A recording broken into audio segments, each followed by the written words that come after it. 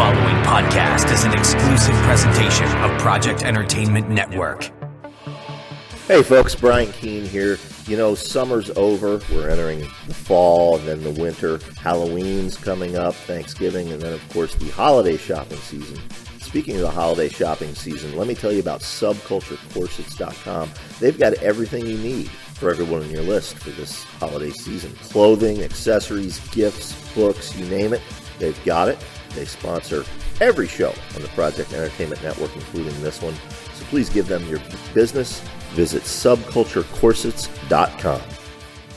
Project Entertainment Network presents My Favorite Story, an anthology featuring short fiction written by the hosts of the Project Entertainment Network podcasts, with Mary San Giovanni and Brian Keene from The Horror Show, Chuck Border, Aaron Sweet, El Mahare and Armand Rosamilia of the Mando Method, Jeannie Engel of Origins, Bizung's Mr. Frank, Tom Clark from Necrocast, It On, It Cooks, Amber Fallon, Three Guys with Beards, Christopher Gold, Jim Moore and Jonathan Maybury, The Buttercup of Doom, Kelly Owen, Matters of Faith's Jay Wilburn, John Urbancic of Eight Stains. My Favorite Story, a podcast author anthology from Project Entertainment Network, available on Kindle, Nook, and soon in paperback from the Project Entertainment Network store. There shall come a podcast like no other. Defenders Dialogue with Brian Keene and Christopher Golden. Marvel Comics' original superhero non-team convenes once again. The Incredible Hulk, the Savage Submariner, the Master of the Mystic Arts, Doctor Strange, and a dynamic supporting cast of Marvel superheroes battle against evil as the Defenders. Without further ado, true believers, here's your hosts, Brian Keene and Christopher Golden. Excelsior! And welcome back once again to Defenders Dialogue. I'm Brian Keene. And I am Christopher Golden. And Chris, do you have anything to say? Brian, you mean aside from Happy New Year? Yeah, Happy New Year. Happy New Year and Excelsior, true believers. We are back in 2018 for more Defenders Dialogue. You hoped we went away, but we are here. And it's a sad occasion today because we mark not just the end of one era, but the end of two eras with the Defenders. Today we are covering Defenders issue number 41 and Marvel Treasury edition number 12, which brings, for those of you reading along in Masterworks, that brings Marvel Masterworks Defenders Volume 5 to a close. But it also brings to a close Steve Gerber's legendary run on the book, and Sal Buscema's even more legendary run on the book. I mean, he's been drawing the book since the podcast started. Right. Yeah. And these two issues mark his end on the book as well. What's really interesting to me actually is that although we have, as we go forward, we have a lot of great writers on this series. The stuff that Gerber does here, laying the groundwork, is definitely the root of everything that follows in this run. I agree. Yeah. I agree. It's very interesting. And weirdly, I feel like the reason that subsequent iterations of the Defenders have not really succeeded, in my view, although I've enjoyed reading them, is because they've tried to abandon this. They tried to abandon the weirdness of Gerber, you know? I agree. I've always said there are two seminal, monumental runs on the Defenders. Steve Gerber and then J.M. DeMatteis, who we'll get to later on in the series. I think those two runs stand alongside any of the classic Marvel stories. You know, Chris Claremont on X-Men, Frank Miller on Daredevil, etc. But I agree with you. When writers try to get away from those, right, the concept falls apart. Yeah, no, it's very interesting to me that happens. Fortunately, folks, we're not going to be covering those subsequent iterations of the Defenders on this show. Probably not. I don't know. I think we should, and this is really getting off in the weeds. I think we should cover Giffen and DeMatteis's Defenders relaunch from Marvel, the 5-issue miniseries just because it's fucking hilarious. All right. Well, we'll discuss that later. But if we do that, it won't be till after we do the champions. Exactly. All right. Well, look, short show today, folks, both because we're back in the new year and also because we're trying to cover just these last couple of things. Issue 41, as always, written by Steve Gerber, drawn by Sal Buscema and Klaus Janson. Intruder in the Sand, Brian. Right. And what's interesting is, unlike previous issues of the Defenders, we don't open in Doctor Strange's Sanctum Sanctorum or Kyle Richmond's ranch or even the house of that guy in Connecticut who lived next door to the Headman. No, instead, we are out in the desert somewhere, out in the West, Nevada, to be specifically. We're at a hippie commune. Now, for our younger listeners, hippie communes were all the rage in the late 60s. They were still sort of a thing in the 70s. And we see Doctor Strange and Kyle Richmond, in their civilian attire, meeting with a guy named David Anthony, who's one of the hippies at this commune. Now, just a quick little aside. Did you catch the Easter egg there? This clearly is a reference to David Anthony Kraft. Exactly. David Anthony Kraft, another Marvel writer who will soon have his own turn on the Defenders. So, yeah. Yeah. No, really interesting. I mean, it's interesting to me looking back at this issue. Again, we think about, sort of what America is and was. I don't know. I just find the whole thing interesting. You're out here. It's like an episode of City Slickers with Kyle Richmond and Stephen Strange, both wealthy men from New York, showing up to talk to this, guy with his, he might as well be called Curly instead of David Anthony. Right. And the reason they're there, the reason they're at this commune is they are searching for the whereabouts of Trish Starr, Kyle's girlfriend. You'll remember Egghead set off that bomb, and she lost her arm in the explosion, and then she left Kyle. And now, 3 months later, after they've dealt with the Headman and Nebulon, and after the elf with a gun has seemingly disappeared, they're finally getting back around to finding out what has happened to Trish. And we've learned that Trish, for some reason, is trying. Well, actually, weirdly, Brian, in comics, this is a typical thing. Someone suffers a terrible catastrophe in their lives, and they somehow end up delving into the occult and mysticism, and that is what happened with Trish. She's searching for the unseen world, probing deeper and deeper. Tarot cards, the Ouija board, and the I Ching. I love that list. But Chris, I gotta play devil's advocate here. I don't know that just happens in comics. I think it happens in real life too. No, I think you're right. I just think as a conduit to a story of transformation, it is a well-used plot device in comics. Yeah, it's a go-to, absolutely. Yeah. For sure. Yeah. And we find out that through pages of exposition that while Trish is experimenting with the occult, she seems to be taken over by a mysterious force. These bands of energy surround her one day in the commune's dining hall, and she babbles about seeing a mysterious structure, perhaps the structure of the universe. We don't know, but whatever it is, she sees it all. Then she's catatonic. When she comes to, she complains that time has been slowed down.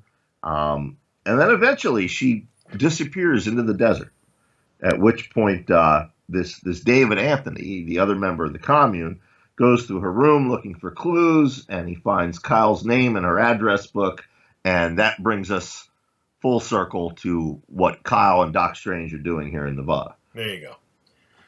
So, Nighthawk, Doctor Strange, they take some kind of a dune buggy into the hills around the commune. All I could think about was speed buggy. I love this dune buggy. What was the deal in the 70s with dune buggies? But it's one of the most bizarre images. I mean, there are certain Marvel characters. All right, Brian. Okay. That was my speed buggy imitation. Do that again without me talking over you. No, that's okay. No, do it, because I want Dave, the engineer on my podcast, to isolate that, and we're going to use it to play with it. No. Thank you very much. No, I mean, there are Marvel characters that are perhaps well suited to a dune buggy. I could see Deadpool in a dune buggy. I could see the Headman in a dune buggy. But this is the era when Spider-Man had the Spider-Mobile. That's true. Which was a dune buggy that somehow was able to climb walls. That's true. But yeah, Doctor Strange and Nighthawk in a dune buggy, not even in costume. I think that just makes it even more bizarre. That's the best part. All right, anyway, they're riding out into the desert.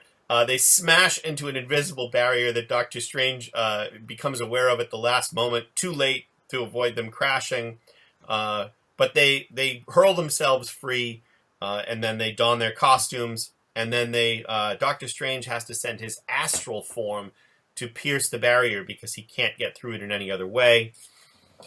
When he does, he finds himself in, some kind of limbo realm where Trish Starr is being held prisoner. Exactly. But before he can rescue her, he's attacked by a bunch of little minor demons, minor creatures with some very crude magical abilities. Mm-hmm. Because he is the Sorcerer Supreme, he lays them to waste. And then rescues Trish and brings her back to our reality. Right. Yeah. So she's back. Doctor Strange is trying to figure out what's going on with her. He uses the Eye of Agamotto, which I can. That's the one. That's the one I'll defer to you for pronunciation, Brian. No, you're correct. All right. There you go. The problem is I can't rely on you. So you saying I'm correct doesn't mean I'm correct. Well, but I am relying on my dear friends Scott Derrickson and C. Robert Cargill. Oh, okay. All right, who, of course, wrote the Doctor Strange screenplay. All right. And Cargill pronounced it like that last time he and I were hanging out in a bar, so I'm going with his pronunciation. All right, we can do that. So they go, he uses the Eye of Agamotto to delve into Trish Starr's psyche, and from her mind emerges an ethereal spirit that Kyle can't see. Right? Right. Am I reading that right? No, you're correct. Right, there you go. Basically, she's possessed by another spirit. Right. And now Kyle doesn't know this, and readers who didn't read Doctor Strange back in the day don't know this, but this is actually an old Doctor Strange villain from Strange Tales 133. Her name is Shazana. Of course it is. Yeah, she was one of those, Stan Lee needs to make up a villain for this issue. Just an endless parade of one-hit wonders that Doctor Strange used to fight. Never been used. Leave it to Steve Gerber to pick her up and make her interesting. Right. Well, that's it. I mean, I love looking at the character design because it's like somebody did a mashup of Loki and Hela.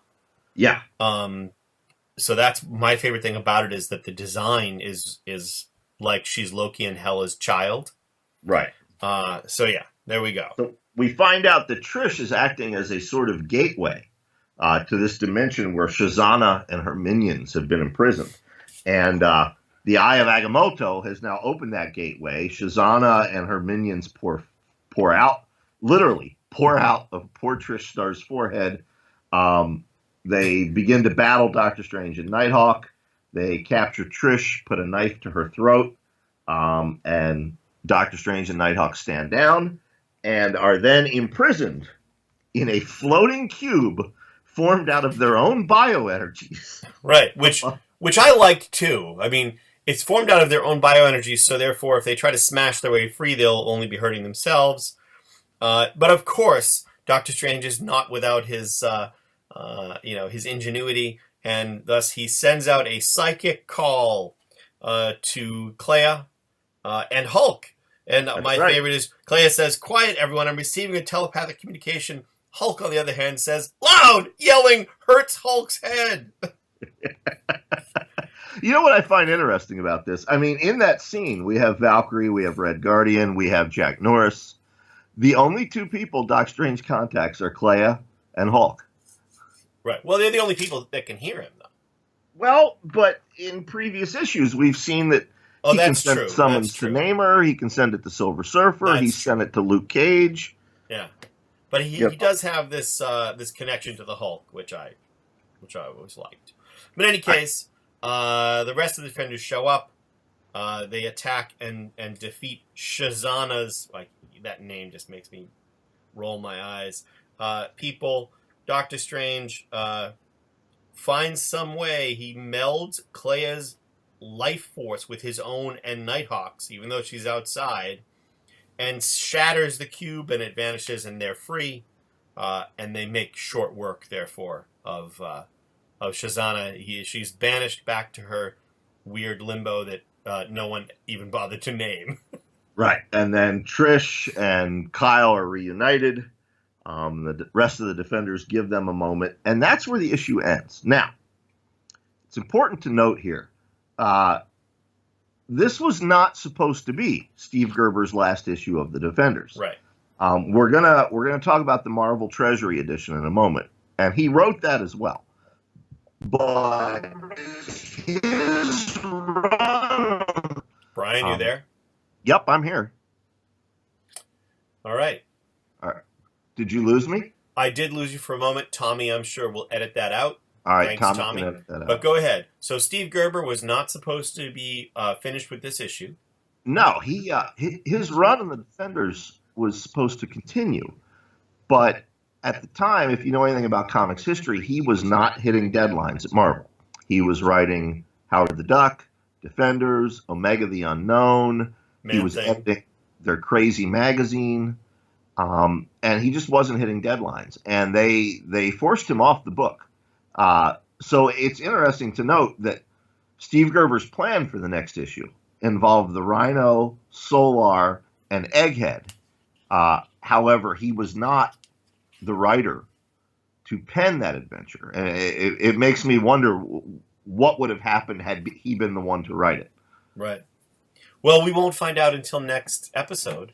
No, we won't. During which we will cover the Egghead saga, which at least in its title is certainly taking its inspiration from Gerber's lunacy. Right. It's also important to note that issue next week marks my good friend Keith Giffen, some of his earliest work at Marvel, when he was still very much in his Jack Kirby influenced phase. And we're going to have Giffen on the show soon, aren't we? We're going to have Keith on. I think what we'll probably do is we'll cover his run on the book, and then after we've done that, we'll have him on, much like we did Scott Edelman, and Keith can give us sort of an overview of his time on the book and his memories. He is not as soft spoken as Scott Edelman. Keith will. He will tell you exactly what he remembers from the time. Well, that should be a colorful episode.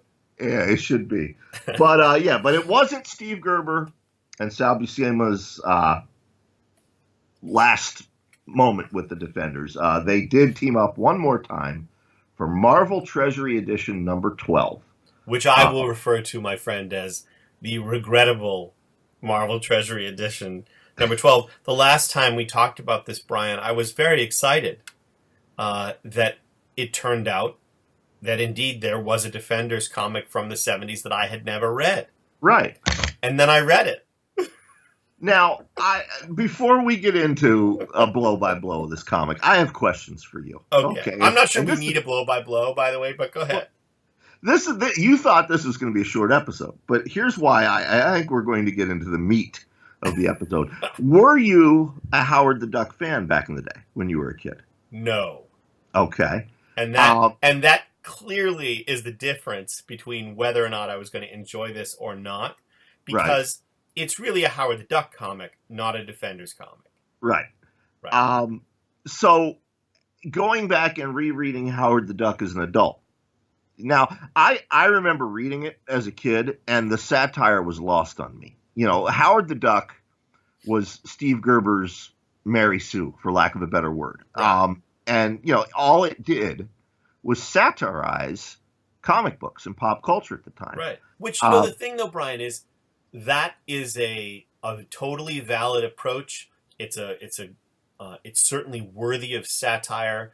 It is a worthy exploration of comedy, but it's the joke that just goes on and on and on. That's what bothers me about it.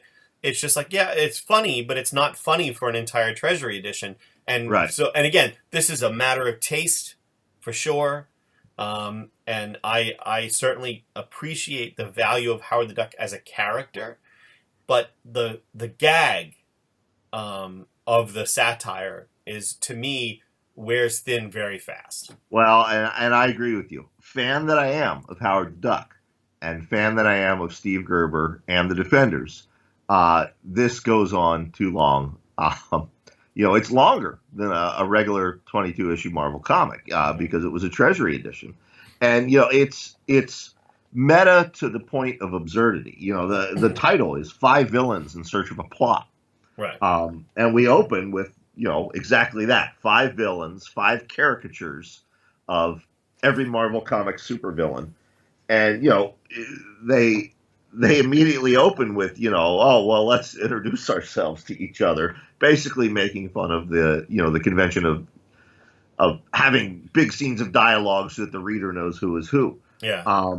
Well, the other thing about these characters, and I don't know if this occurred to you, but I would love to find out if Garth Ennis was a big fan, because I got to tell you, Hitman and The Boys, Section 8, which is the team that Six Pack belongs to, that team, and it reminds me so much of this that I wonder if Ennis read these and was influenced. I have to assume he has. I mean, you're right. I never thought about that until you pointed it out. But yeah, this is all over those books. Yeah, the absurdity of this scene in particular. I was like, this is Section 8 in the bar. Yeah, I mean, we've got villains. We've got a Native American named Sitting Bullseye, who's like a version of Hawkeye, I guess. We've got a rather well-endowed version of Valkyrie named Tilly the Hun. Mm-hmm. We have Black Hole, who has dwarf star matter embedded in his breastbone. Yeah, and then the one that is the thing that really rang my bell as far as, ding ding, there's a Garth Ennis influence here. The character, the Spanker, a former headmaster of an exclusive private prep school, wrenched from my position for administering excessive corporal punishment. There's just no way. I'm looking at that. That could be a panel out of a Garth Ennis comic. It could. The only one of these villains that I think was ever used outside of this issue of Howard the Duck was the Black Hole. And even in the recurring page, some police show up and confront these villains, and it gives us, the reader, an opportunity to see their powers in action. The Black Hole is actually sort of formidable. The others are, in fact, a joke, and Gerber wrote them as a joke. The Black Hole is basically the Spot, who is still appearing in Spider-Man comics. Exactly. Right. Exactly. Then another villain shows up, and he might be the worst of all. He is Dr. Angst, master of mundane mysticism. Obviously a satire of Doctor Strange. Yeah. And their plan is to assassinate Howard the Duck, who in Marvel continuity, 1976, was in fact running for president of the United States of America on the not the Democratic Party or the Republican Party, but the All-Night Party. There you go. He was their candidate. Yeah. Then we get to the Duck and the Defenders. We're really spending more time on this than it deserves, Brian, but go ahead. Well, we are. Howard and his girlfriend, Beverly. We're not going to spend a lot of time on these characters' origins, okay, because this is not the Howard Duck podcast. This is the Defenders podcast. But they arrive in Greenwich Village. We get the obligatory Peter Parker and Mary Jane Watson cameo. This is not the first time Howard the Duck has met them. And then Howard shows up at Doctor Strange's Sanctum Sanctorum, where he meets the Defenders. And, there is, say what you will about this issue, there is a gorgeous splash page by Sal Buscema. Oh, yeah, it's the best thing about the issue. I'm glad you said it, because I was going to bring it up as well. Go ahead. Well, go ahead. Describe it. No, this page is absolutely fantastic, and it essentially Howard and Beverly have entered the room, and Nighthawk and Valkyrie and Doctor Strange and the Hulk, all looking relatively unwelcoming, I should say, are glaring at them and wondering why they are here. And Howard's thought bubble is naturally a whole nest of zanies. My day is complete. So we then segue to the supervillains, and they're still plotting to assassinate Howard. We go back to Doctor Strange's house, and we learn that the reason for Howard's visit is he doesn't want to run for president. He doesn't want anything to do with Earth. He hates humanity. This was a running theme in his book, by the way, folks. Basically, he wants Doctor Strange to send him back to his planet. And Doctor Strange breaks out the orb of Agamotto. And as Howard draws close to it, tennis balls fly out. For no reason. For no reason. The rest of the Defenders are alerted to this sound, but before they can react, the supervillains attack. Doctor Strange is knocked out cold by a tennis ball. Yeah. Hulk, Valkyrie, and Nighthawk and Beverly are engaged fighting the supervillains. And what does Howard do? He puts on Doctor Strange's costume, including the cloak of levitation. What's that? First, he's going to escape, and this is why I love this character. He's fuck this. He tries to crawl out a window, but before he can, Doctor Strange, in his astral form, puts his costume on a very reluctant Howard. Right. There you go. Then we see Howard the Duck, Sorcerer Supreme of the Marvel Universe. Yes, that actually happened. Yes, it's actually in continuity. Yeah. That honestly, I would have loved to have seen an issue with that played almost straight. I mean, not straight, with Howard still being Howard, you know what I mean? But right. That would have been funnier to me, but it is amusing, for sure. It is amusing. Then they're on a football field, for some reason. The Defenders are battling these hapless supervillains on a football field. My favorite bit is when the Spanker gets a hold of Kyle Richmond, and Tilly the Hun smashes the Hulk in the head with a mace. That's good, but it's just foolish, at this point. And again, I appreciate the foolishness, but it just goes on. The gag goes on too long. It goes on too long. They defeat Dr. Angst, at which point the other supervillains have remorse. They feel sorry for being supervillains. Black Hole even brings back the cops that he swallowed at the beginning of the issue. All the villains go off to jail. Howard and Beverly hang out with the Defenders. We come to the end.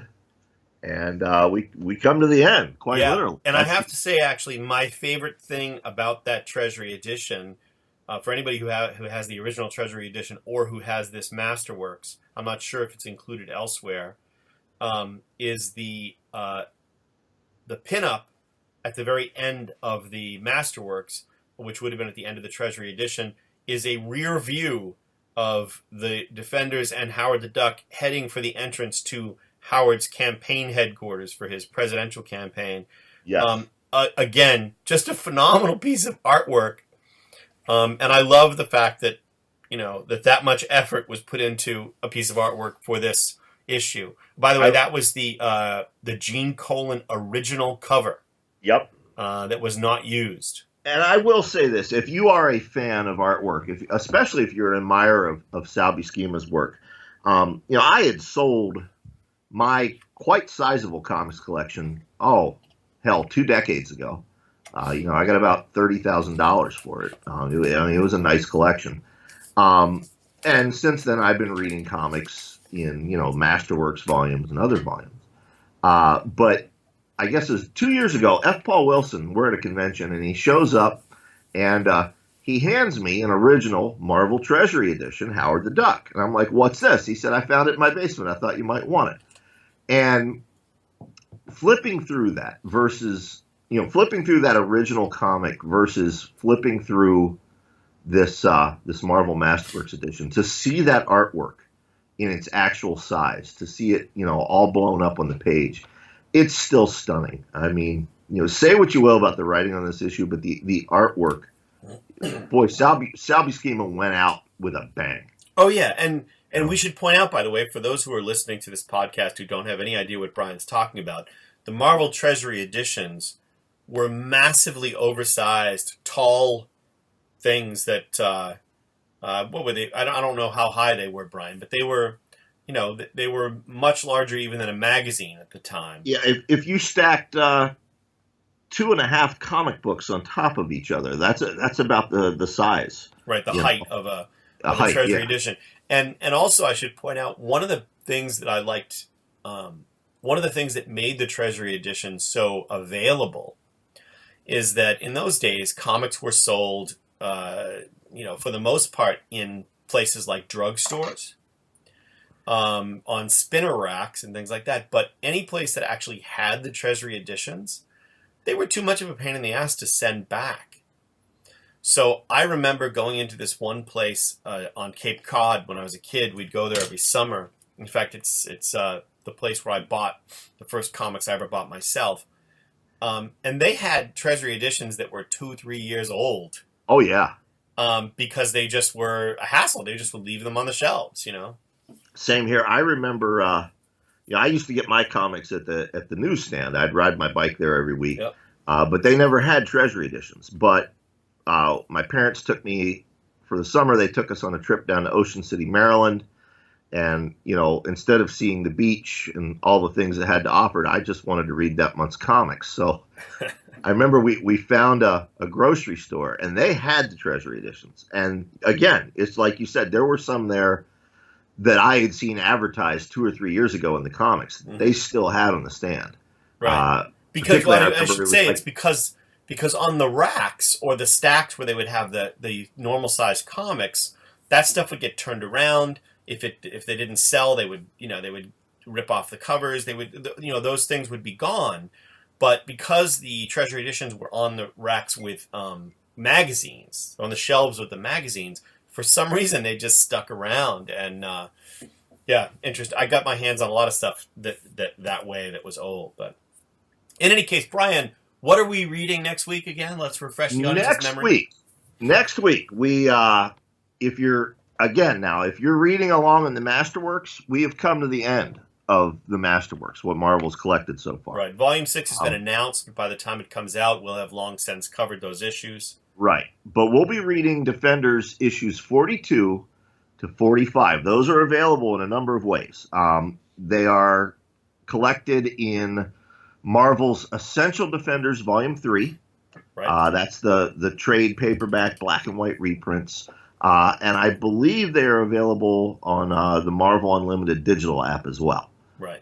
There you go. And Essential Defenders Volume 3 is available used on Amazon right now for $10 and new from $12. So you can grab that easily enough, and it probably is available digitally as well. Those issues should be there. Of course, the essentials, a reminder, are black and white. Or, of course, you can contact your friendly neighborhood comic shop owner and see if they can track down individual issues for you. Exactly. And that would be the more fun way to do it. I'm looking forward to going down and grabbing the long box from my basement that has my Defenders run and dragging them all up here. All right. Well, while Chris is dragging those up from the basement, before we leave, I want to remind folks, if you enjoy Defenders Dialogue, we're available not just where you're listening to it. We're available on iTunes. We're available on Spotify, iHeartRadio, everywhere. Even if you don't listen to us on iTunes, if you have iTunes, please consider going there and giving us 5 stars or 4 stars or whatever you think we rate, and maybe leave us a review. That would really help us out. If you enjoy the show, you might also like Three Guys with Beards. That's a show that Chris hosts along with Jim Moore and Jonathan Mayberry. You may also enjoy The Horror Show with Brian Keene. That's a show that, by the name, as the name suggests, is hosted by me along with Mary Sangiovanni and Dave Thomas. So please go do that. And also remember to check out the Necrocasticon. That is the podcast of our engineer, Tom Clark. That's also available, the same place all these other shows are available. It's iTunes, iHeartRadio, Spotify, Stitcher, Google Play Music, or, of course, on the Project Entertainment Network. Well, that was well said, Brian. Thank you. It's almost like I wrote it out and had it here in front of me. Well, all right. Well, that's the end of this short episode. Happy New Year, everybody. Excelsior. See you next week, true believers. The Necrocasticon, the podcast that blends horror and heavy metal properties with a common connection. Brought to you by hosts Token Tom Clock, Max X, Smoking Walt Hades, and Osriel Mordecai. Featuring interviews and more with the stars of metal and horror. The Necrocasticon, Mondays on Project Entertainment Network. Three Guys with Beards, the Project Entertainment Network store, featuring t-shirts, mugs, stickers, hoodies and more from your favorite Project Entertainment Network podcasts. Scribbler's Rest. The Horror Show with Brian Keene. Why not show your loyalty by wearing a cool product from the podcast group and show off to your friends? Armcast. Monster Attack. Go to projectentertainmentnetwork.com and click on the store tab for more details. The Liars Club podcast. The Lunch Ladies Book Club. The Project Entertainment Network store, stacked with stuff from the best podcasts on the internet. The Curtain Jerkers. www.projectentertainmentnetwork.com. This has been an exclusive presentation of the Project Entertainment Network.